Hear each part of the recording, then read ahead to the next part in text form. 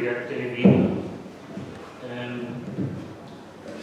Quero começar por explicar que quando nós marcámos esta data, é uma data completamente livre, para mim deixou de ser, daqui a bocadinho é entregue para a minha pessoa onde eu tenho que estar, e daí estarei fartulado para a função, e portanto terei que sair, mas não antes de vir a apresentação e de ouvir a leitura do Luís.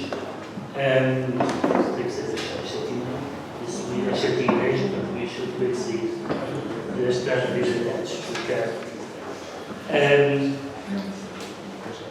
Antes de mais, obrigado por nos receber aqui. Quando estávamos a pensar onde é que podia ser um sítio onde podíamos fazer esta sessão, a ideia de um museu, e em particular um museu de arte contemporânea, era bastante evidente, tendo em conta a presença que a arte e a arte contemporânea têm na poesia do Luís Amorim de Sousa. Portanto, muito obrigado por nos receber.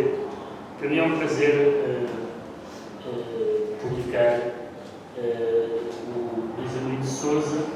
Eu já tinha colocado Pinta da China fazendo uma apologia da poesia do Alberto Lacerda, que tem sido, aliás, um infatigável orador póstumo,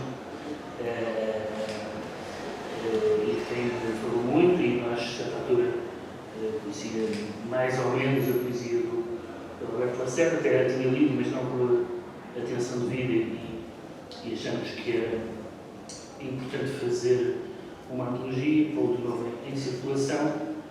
Na altura não se pôs a hipótese de publicarmos a poesia do Luís, que eu conhecia, que gostava bastante, porque ele tinha uma editora, e nós, apesar de toda a ideia que a Tinta da China publique na sua coleção de poesia, há autores que não têm uma editora, ou que não têm naquele momento uma editora, não faz muito sentido. Portanto, eu me interessa ir buscar autores que publicam regularmente, mas aconteceu que, entretanto, apareceu o acordo ortográfico, e o Luís não queria publicar poemas com o acordo ortográfico, o que não durou totalmente, não só por partir dessa convicção, como por me permitir convidá-lo por várias hipóteses, e acabamos por assentar nesta cooperação mais feliz de uma espécie de biográfica, com uma continuidade biográfica e geográfica de todas as cidades onde o Luís Amorim de Sousa passou. Também parte por causa do que ele escreveu, e em particular dos livros autobiográficos, mas também do que escreveu o Agente de Lisboa e outras pessoas. Eu fiquei sempre muito fascinado com aquela geração dos portugueses de Moçambique, que eram moçambicanos, alguns, outros nascidos cá, nascidos na metrópole, mas o facto de serem vestidos uma espécie de exceção cultural. O Agente de Lisboa falava várias vezes de ter visto Lourenço Marques, mais que está, não é possível aqui, etc. Portanto, não só a quantidade de talentos que eles se reuniram, mas a especificidade que eles trouxeram à cultura portuguesa, à literatura. Também tive a oportunidade de publicar na coleção de poesia uma antologia do Rui Knopf, que é mais católico deles todos. E depois também partilhamos, agora nunca tinha vivido em Inglaterra, partilhamos a anglofilia muito intensa. Desde que eu li o livro, desde que conheço o Luís Amorim de Sousa, meus amigos sabem, eu passei a utilizar o verbo trafalgar para querer dizer que estou em Inglaterra, isto é meu nome, vou trafalgar, toda a gente já que me conhece mais de perto sabe o que é que isto quer dizer, e que eu levo o verbo trafalgar do Luís Amorim de Sousa. E também tenho tido a sorte, porque não é sempre uma evidência, às vezes no meio da literatura e também no meio da poesia, do Luís ser um gentleman e de ser uma pessoa ótima de conviver, também de editar, de trabalhar, de trocar ideias, de aceitar comentários, etc. Isso tem sido muito bom. Eu queria só dizer isto, queria só agradecer, e queria agradecer a Joana Vasconcelos, que em tempo recorde e quase proibitivo se disponibilizou para estar aqui. Primeiro não nos ocorreu imediatamente uma pessoa, estávamos a pensar das pessoas do círculo mais próximo do Luís, e eu também não me ocorreu ninguém, e depois começámos a pensar nisso. Mas valia a pena ter alguém que dissesse alguma coisa, que fizesse uma primeira leitura. E o Luís Sr. da Nova Vasconcelos, eu disse imediatamente assim, naturalmente, e portanto muito obrigado por isso. E vou-lhe passar a palavra para nos dizer algumas palavras sobre o livro, e depois o Luís dirá qualquer coisa, suponho, e lerá alguns poemas desta antologia.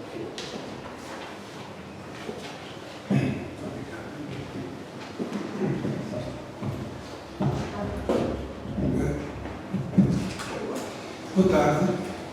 Eu, desde já, agradeço o convite do Luís para apresentar o meu. Tenho tanto gosto em fazer, porque desde há anos que nos conhecemos e sempre ele sabe bem da minha admiração por ele como pessoa e pelo trabalho dele como poeta e como escritor em geral.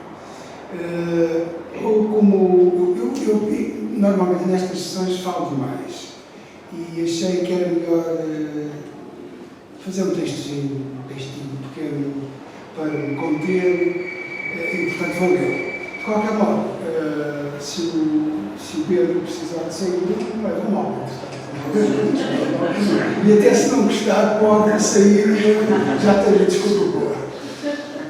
Bom, o título da antologia que hoje aqui se apresenta, A Luz que eu buscava intensa, que para mim tem um certo esplendor whitmaniano, poderá levar aqueles que, embora interessados em poesia, não conheçam a que Luís Amorim de Sousa tem vindo a escrever e publicar desde 1968 e pensar em poemas de versos longos, caudalosos, talvez mesmo eivados de certas vibrações metafísicas. Nada disso.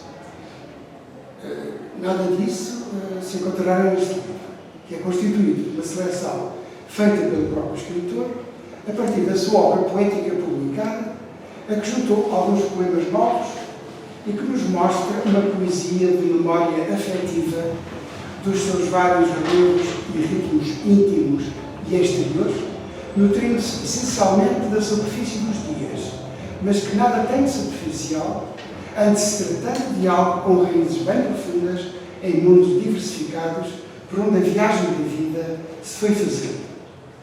Com as paisagens amplas da infância e, sobretudo, da juventude africana do autor, que se procuram encontrar, ainda que de modo quase sempre indireto, nas muitas deambulações posteriores pelo mundo, em cujas paisagens e cenários existenciais os poemas se inscrevem.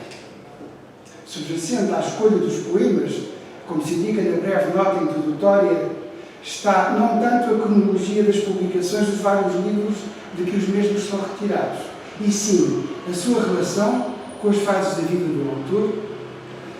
Esta arrumação dos poemas por contextos de vida reflete a tendência autobiográfica transversal a toda a obra de Luís Amorim de Sousa, já que, como se verá, a matéria dos poemas, com seus detalhes descritivos apreciáveis, constitui frequentemente um contraponto poético em episódios, situações e vicissitudes que conhecemos do conjunto das suas obras de prosa memorialista, como O Pico da Micaia, Crónica dos Dias Tesos, Londres e Companhia, Cadernos do Atomac, dessa comovente homenagem a Alberto Lacerda às 7 no Sá Tortuga, que é simultaneamente um profundo e belíssimo hino à amizade, e de Cabo dos Trabalhos, que nos dá uma visão irónica das teias da administração colonial, a lembrar alguns dos textos mais incisivos de Chekhov ou de Gogol. Estamos assim perante um roteiro pessoal de vocações diversas, lugares, paisagens, pessoas, momentos de vida e o papel da arte em tudo isso, ou seja, uma rede de vocações que vão desde os longos e calmos dias azuis e dourados de Lourenço Marques àqueles que denotam a aridez de Brasília, da qual se diz que o melhor que tem é o céu. A lugares dos Estados Unidos, como Nova Iorque, vista sobretudo da perspectiva das amizades e do deslumbramento dos museus, ou Washington, marcada pelos ups and downs da vida diplomática. Já que o já referido caderno Atomac relata com a precisão e a nuance de um relatório para a memória futura. como centro de tudo isto, Londres, espécie de quartel-general, cidade do primeiro acolhimento e da emancipação, da descoberta profunda de si mesma, para a qual a presença de Alberto Lacerda foi essencial. Londres constitui um apelo sempre presente, irresistível e insubstituível, o lugar do amor inapagável, que, como todo o verdadeiro amor, vive de dias incertos e dias felizes, numa mistura de desejo e de tormenta. Londres é talvez a grande miragem que substitui um pouco abruptamente as estasias límpidas de uma Lourenço Marques aberta em sonhos de mar e azul e que inicia aquilo a que o poeta chama o ciclo de lentidão e de escassez, mas que se revelou decisiva no futuro do então jovem autor destes poemas. Balanço poético, porque marcou uma vida atravessada por outras vidas. Este livro é uma invocação da convivência e uma invocação da amizade, exercida a todo momento em que se aposta o melhor do homem, para que a morte seja apenas um exercício distanciado de melancolia, sóbria e de ressuscitação permanente. O poeta moçambicano Lourenço de Carvalho, hoje praticamente esquecido, num livro publicado em Lourenço Marques, nas vésperas da independência da Polónia, escreveu o seguinte verso: para os amigos, estou no melhor do meu corpo. O melhor do corpo que estes poemas de Luís Amorim de Sousa transportam ao leitor, por vezes quase eternamente, apesar do apego às coisas, é certamente o coração. O sentimento ardendo em lume brando, sem qualquer espécie de derrames, atento aos gestos, aos instantâneos e insinuações da vida, que só marcam quem os viveu, mas é também uma atenção às cores do mundo. E as cores, na obra de Luís Amorim de Sousa, são suscetíveis por si só de um levantamento e estudo à parte. Bem como a poesia alheia, entrando com naturalidade em muitos dos poemas deste livro, numa roda de amigos, ou mesa de amigos, como se chamaria o poeta Pedro da Silveira. Tudo isso convidando o leitor a apreciar não a tal irradiação reflexiva, mesmo filosófica, que o título parece sugerir, mas a temperança, a sobriedade fortemente elíptica destes versos de moderada extensão, à exceção dos últimos, que encontramos no livro e que se estendem pelas páginas como uma saudação à luz que toda a vida foi procurada, como nos diz o título da antologia. Os poemas apresentam-se no seu monografismo pensado, leve, em grande parte subsidiário de certas tendências da poesia anglo-americana, longe das verbais massas compactas que alguma poesia exibe. Essa economia de expressão, aliada a uma toada que procura um compromisso equilibrado entre objetividade e subjetividade, bem como o recurso à linguagem coloquial, a que por vezes se deita a mão, remete-nos de longe para o programa imagista e para as novas formas de expressão elaboradas por Ezra Pound. A impressão de leitura é a de quem percorre um caminho previamente definido, com breves desvios, como uma gota de água escorrendo na superfície de um vidro. Tudo isso, a concisão dos versos, os deslocamentos, alguns títulos e expressões em inglês, vêm já nos primeiros livros, tendo-se tornado mais correntes a partir de Ultramarino, de 1977, e em graus diferentes, constitui uma tendência comum aos poetas moçambicanos companheiros de Luís Amorim de Sousa, como Rui Nogar, José Cravinha e, sobretudo, Rui Knopfli, que, com aquele entorpecimento nostálgico com que olhamos momentos do passado próprio ou social, podemos ver todos reunidos junto de um banco de jardim da cidade das Acácias, numa fotografia reproduzida num dos livros de memórias do autor. A luz que se buscava intensa não era mais que a superfície das coisas, como se confessa, evitando as tais possíveis conjuminações de um leitor mais propenso à meditação filosófica. É o sentido, ou a falta dele, do rol de coisas vindas à memória, como se diz num outro poema deste livro. A transcendência que aqui se conhece é apenas a da proximidade, das coisas e do outro. A realidade à nossa volta está sempre presente nestes poemas como seu principal ponto de partida, pressuposto do elan poético. Cenas domésticas, interiores, algumas intimidades, a lembrarem temas recorrentes de pintores como David Hockney, ou algo de semi-imaginado, como no poema Afrodite em Visita, de um suave erotismo visual. Há em Luísa Maria de Sousa uma espécie de desacralização poética, um pouco à maneira de Jorge de Sena, pois no que escreve, desde cedo se afastou de tendências fortemente rendidas às hipnoses retóricas e a lirismos cristalizados, de certa poesia portuguesa, aproximando-se, no que respeita ao primário da palavra e à contenção formal de alguns poetas da poesia 61, bem como da expressão sóbria de um Joaquim Manuel Magalhães. E quanto ao aproveitamento poético e instantâneos da vida de todos os dias e da utilização de cenas de recorte plástico ou cenográfico como motivos de criação literária, lembra Vasco Graça Moura. A poesia de Luísa Maria de Sousa não pretende refletir a realidade, e sim desenhar ou redesenhá-la para nela instalar a sua idiosincrasia, os seus sonhos e desejos, tornando-a espaço seu. Como se lê no poema Tenderly for My Daughter, é sempre assim com as imagens, devolvem o real ao mundo imaginário.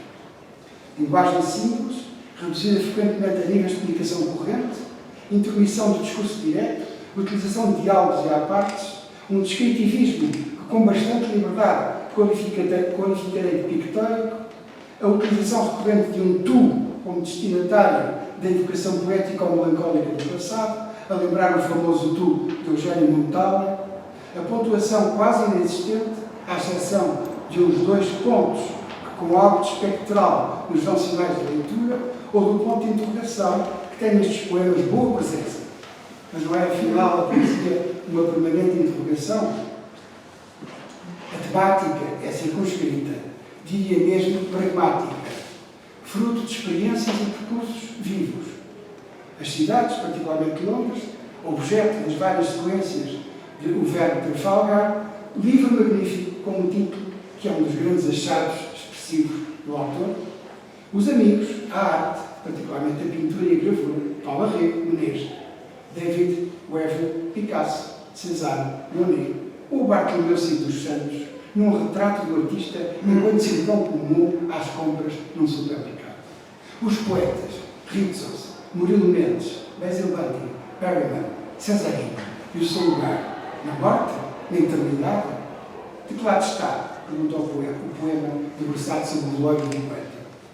Além disso, naturalmente, a presença de certo modo tutelar de Alberto Lacerda, o que afinal transcorre nestes poemas sobre assuntos tão variados, é sempre a aventura do real no nosso pensamento, a subjetivação permanente.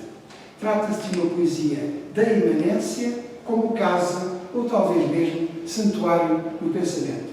Nada transcendente, nada de que se não possa falar com segurança.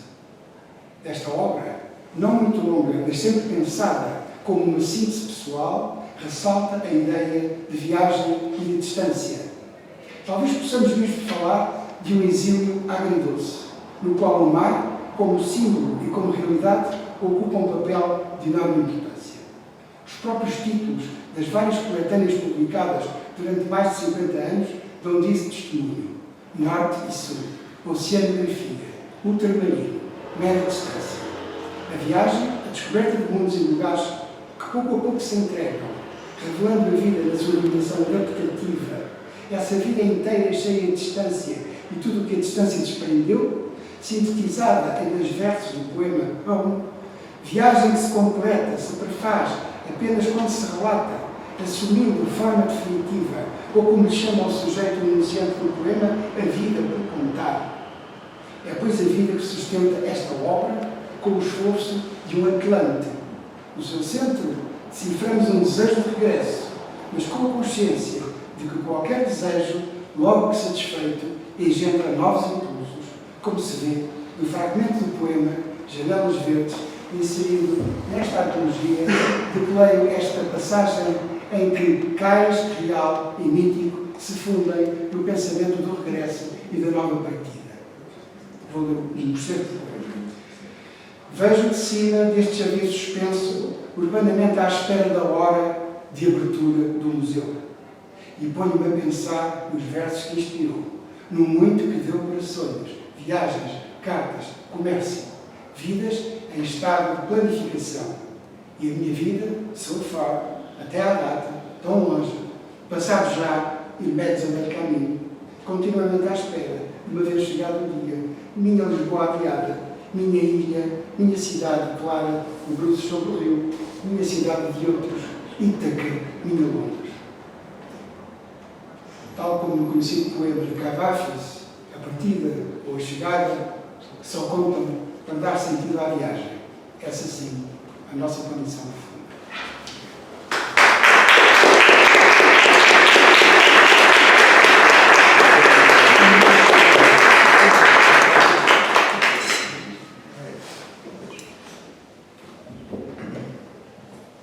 Bem,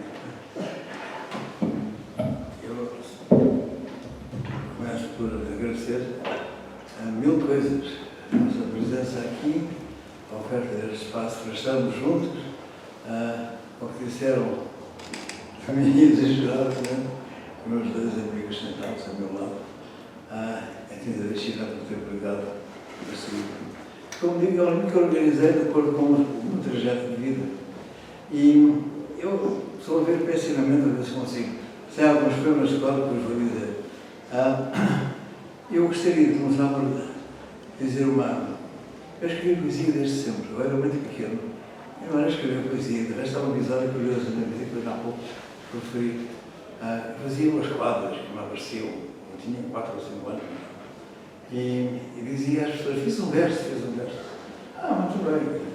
E então, a certa altura, apareceu alguém lá em casa, então tu escreves versos. Eu não sabia escrever nessa altura. Fiquei incomodadíssimo, porque achei que estava a entrar onde não devia, um espaço que não devia ser para mim, para o qual eu não estava ainda preparado. Mas há momentos na minha vida que são muito marcantes. Um deles foi um período em que eu fiquei, entrei aos cuidados da minha avó, no bairro de Moçambique, onde a minha avó levou lá estar. Era para ser uma estadia curta, uma estadia longa, e eu fiquei em casa com uma avó, que era de uma outra geração. E é para ela que eu escrevi o primeiro de 4 poemas. Eu chamei 4 a começar com esse, o nome do Filipe Sousa, e que é assim,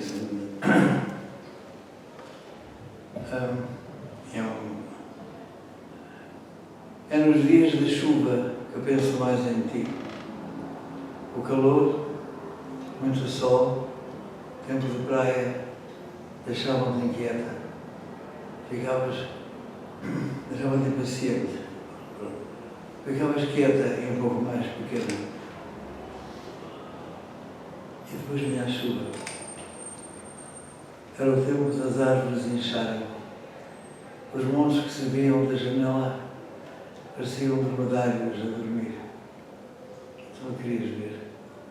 O teu perfil ficava encastoado na vidraça, atento ao gotejar no parapeito, ao horizonte a esfumar-se em teu bafo. E assim permanecias, vais ficando. Uma orla marejada, um rol de coisas vindas à memória.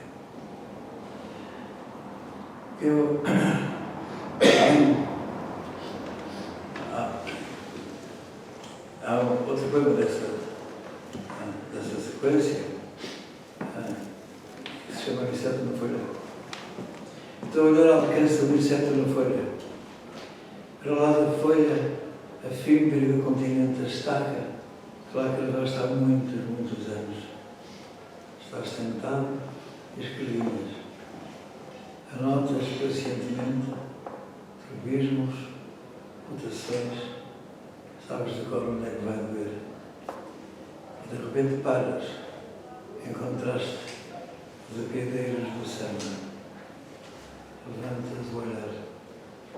O inseto ainda lá está. A folha amadureceu. Bem, fui para os Marcos, onde senti muito a diferença que é entre o chamado Novo Mundo e muito que eu tinha deixado havia caminhos e castelos árabes e tudo isso. Havia essa falta. Por outro lado, havia outro ritmo de vida lá, enfim.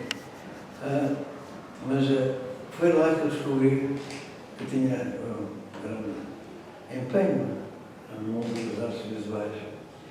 E havia um amigo nosso, chamado Frederico Madureira, que tinha uma estupenda biblioteca.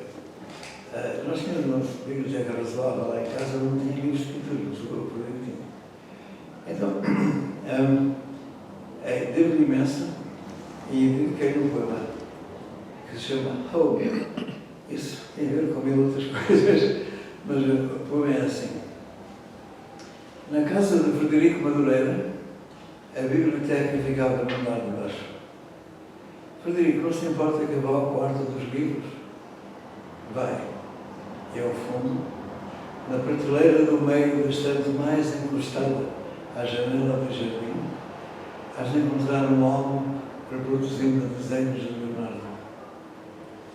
E assim eu fiz, e lá estava, olhar arrebatado, aquele ler em Inês, mas o olhar,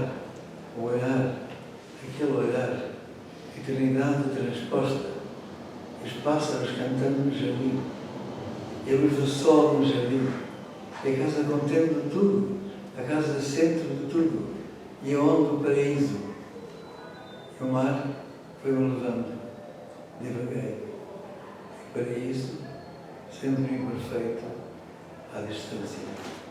E a vida inteira cheia de distância.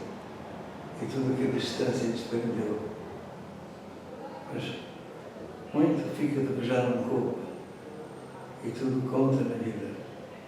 A casa do Frederico, a biblioteca, o jardim, a expressão do olhar do seu Frederico.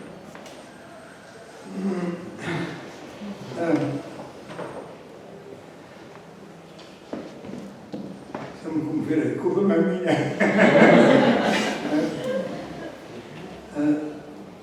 Bem, Lourenço Marcos, fui para Londres. Eu não fazia mais pequena ideia do que ia fazer a Londres. Eu não tinha bem de fazer coisíssima nenhuma, a não ser dar-me com escritores e com artistas plásticos e estar em Londres e viver em liberdade. Foi o impulso que me levou para Londres. E lá fiz vários amigos. Mas vivia, de facto, com muito pouco dinheiro, trabalhava, me calhava, finalmente a minha vida composta. Mas eu lembro, havia uma salvação para que eu não tinha dinheiro nenhum, que era uma série de restaurantes chineses que eram baratíssimos. E havia sobre os meus pratos, um pouco frito, não sei. E eu, quando cheguei a Londres, comprei imediatamente um livro do Arthur Brown, que era uma escolha de poemas feita por ele, para a Febre de Febre. E comprei também uma revista chamada New Punches, publicada por um jovem chamado Michael Horowitz. E nessa revista eu encontrei coisas interessantíssimas para mim, e uma delas foi um nome que eu tinha encontrado, mas não me dizia nada na altura, que era do poeta cacafónico e colegista e grande artista plástico, dadaísta, Coach Dita. Bem, as duas coisas são ligadas, já digo porquê, mas nessas restaurantes chinesas que eu frequentava, havia uma rapariga, uma empregada, que fez amizade comigo. Né? E há um poema para ela, porque não é só para ela, mas motivado pela presença dela na minha vida.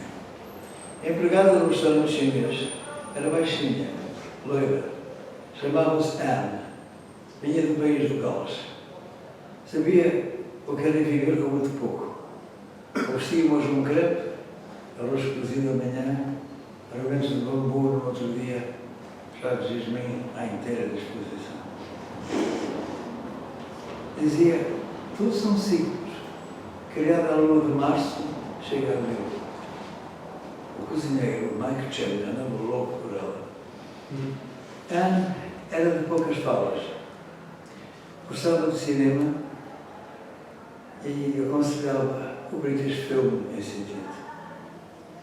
Havia temporadas de Visconti, Bresson, Buñuel, Bajda.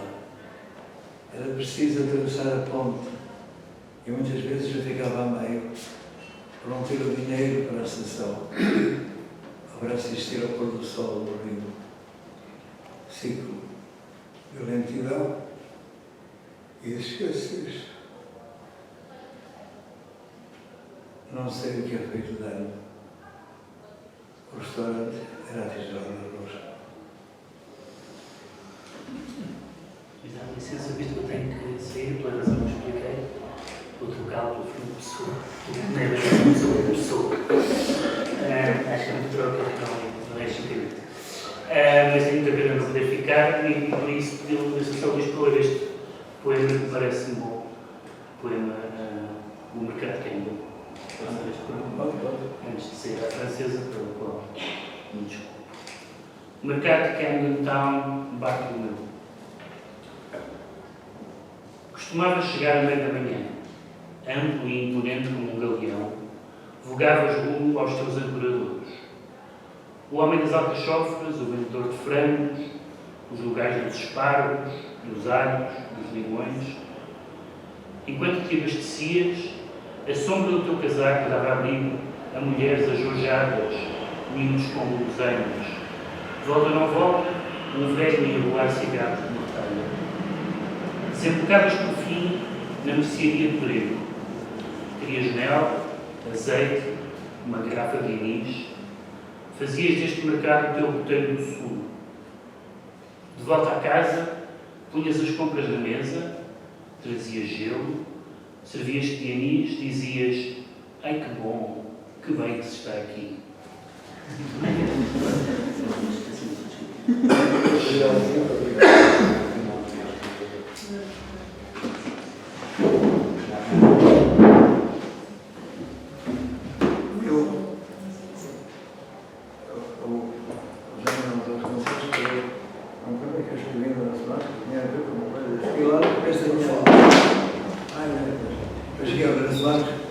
No começo da minha adolescência.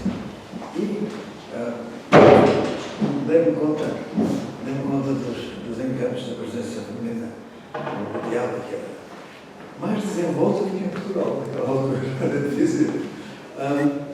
Então tenho um projeto que se chama Valita Invisível, que a ver se eu consigo lembrar.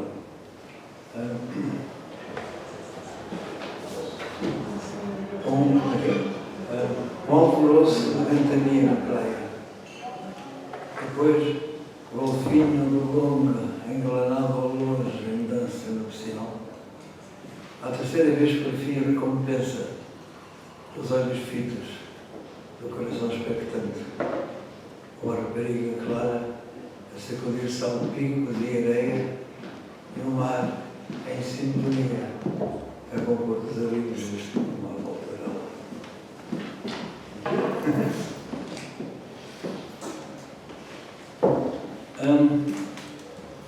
Eu não sei, não cheguei a estar bem aqui. Há um poema que eu queria muito ler. Não sei, eu para ler mesmo um bocado aflito, para ver se consigo. Tenho aqui este maquineta muito pouco estética, mas que me ajuda. Mas estou com problemas. E eu julgo que consigo dizer o poema mais ou menos de cor, mas não é. Este poema é para o meu amigo Alberto Lacerda.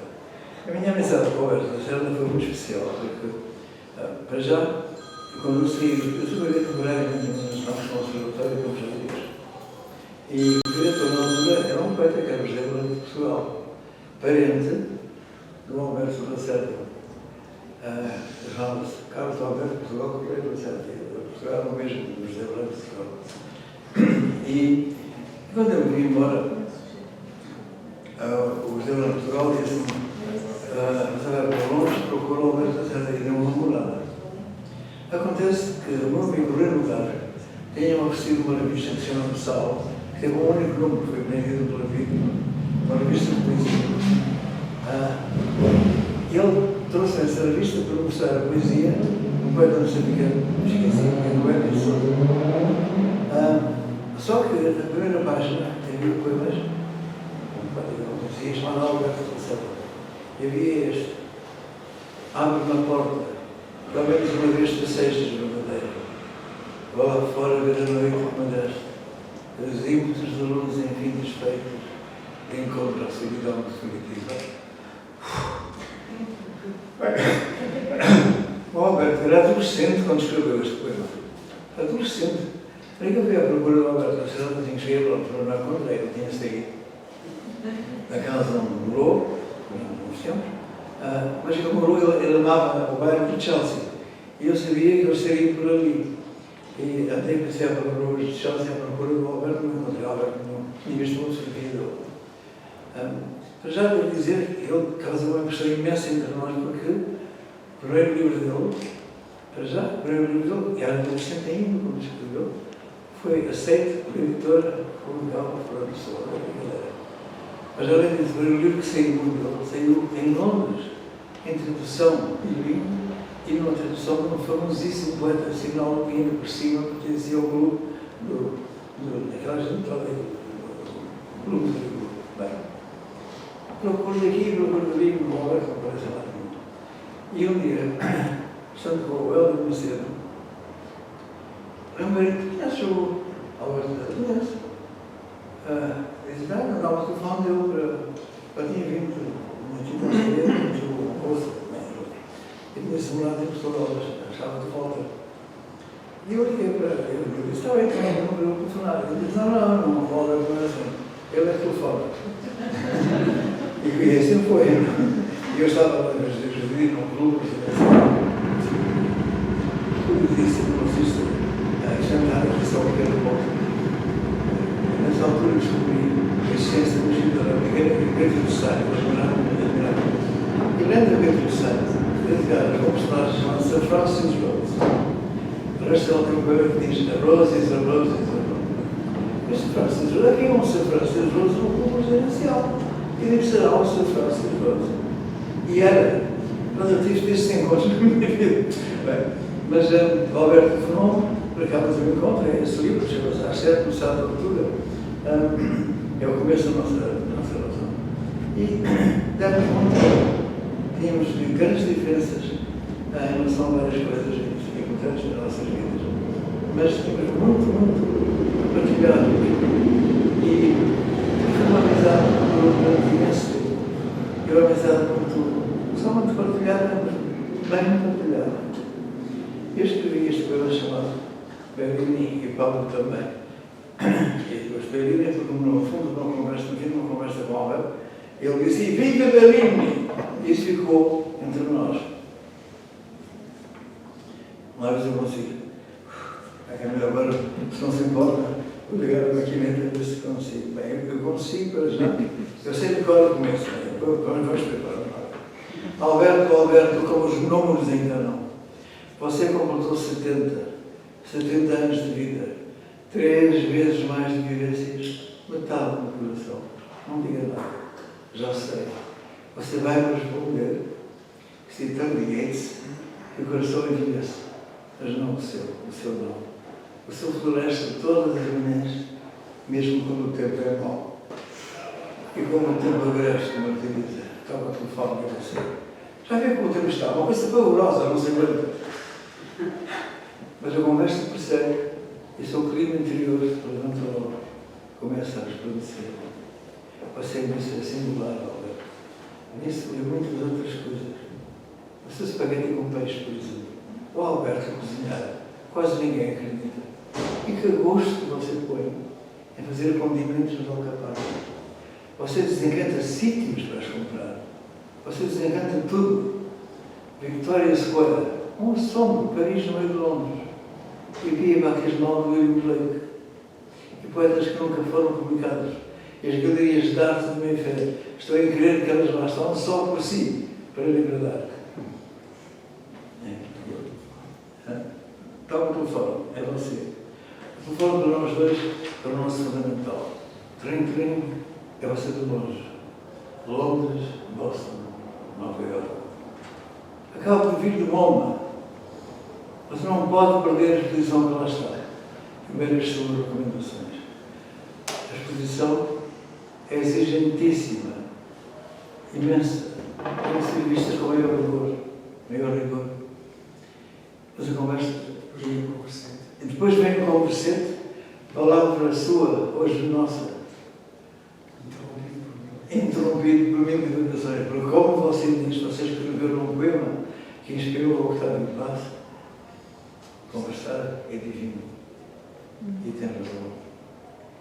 E às vezes a gente toca, a gente liga e eu falo, toca, e você sem responder. São nuvens, sombras, o exílio, tantos exílios, ninguém pode sequer imaginar. Em outras ocasiões Em outras ocasiões, desculpe, em outras ocasiões a gente liga e você sem responder. Não ouvi, estava a ouvir música, esclarece você depois. E a seguir, espera um momento. Os seus momentos são eternidades. O escutador pousado apanha um leve tossir, um breve passarinhar, e depois a sua voz. Está com paciência? Posso ler um poema escrito no Café Picasso esta manhã? É claro que pode, Alberto. Você pode sempre, Alberto. Você começa, até para lembrar, a partir também me Alberto. Você pode sempre, Alberto. É verdade. Manuel, poeta querido, amigo seu. Tantos amigos, tantas amizades. E a nossa também, Alberto, que vai crescendo e permanece igual.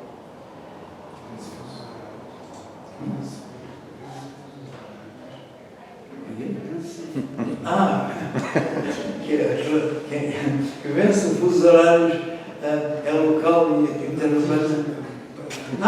Que vence o fuso horários de Vitas a Berlim. Berlim e Paulo também.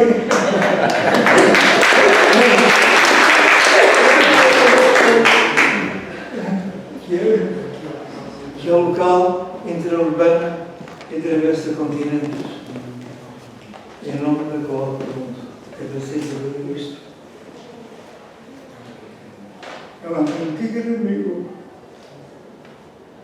Querido amiga, a 20 de setembro, o seu mais amigo, irmão Luís.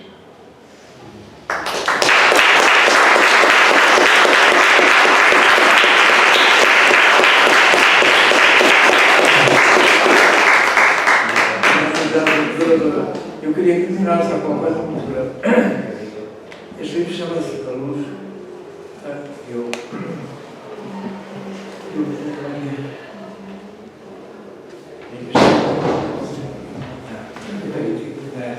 A Luz para buscar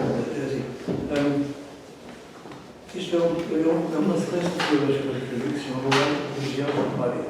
E que é um regresso a Portugal. Eu saí daqui com 12 anos, voltei com 65. Como devem calcular, enfim, deixou um espaço da minha vida. Então, esta sequência de poemas, são 12 poemas, esta sequência está no livro. Esta sequência lida com o progresso e os encontros e desencontros que se passaram por cá, mas começa dessa maneira. Cheguei com ambição de maravilha e funda a promessa de voltar, da promessa de imagens, cheiros e este ânfora cantando a língua amada e a reveladora luz de maravilha, a luz que buscava intensa à superfície das coisas. Mas não quero terminar sem agradecer a presença da pessoa que tem estado na minha vida o tempo inteiro, ao meu lado o tempo inteiro, desde que nos encontramos. Foi no museu, o Museu Rachol, em Londres. Eu conhecia o Museu Rachol, ia lá regularmente, eu conhecia o fundador do museu, os principais fundadores eram muitos. Conhecia toda a gente, desde o porteiro ao fundador do museu, toda a gente. E fui lá E encontrei uma pequena que estava lá para um quadro. E eu também fiz o quadro também. Havia um corpo de água que chama-se MNP no Rachol.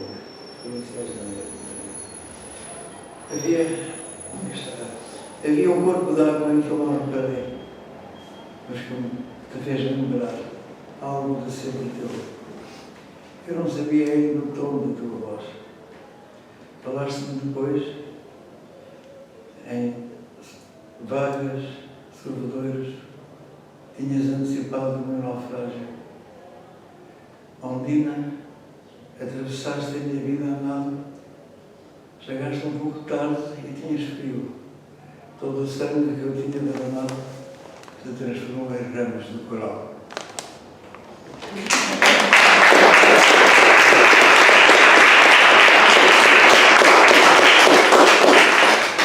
Chega, muito obrigado. Estou exausto.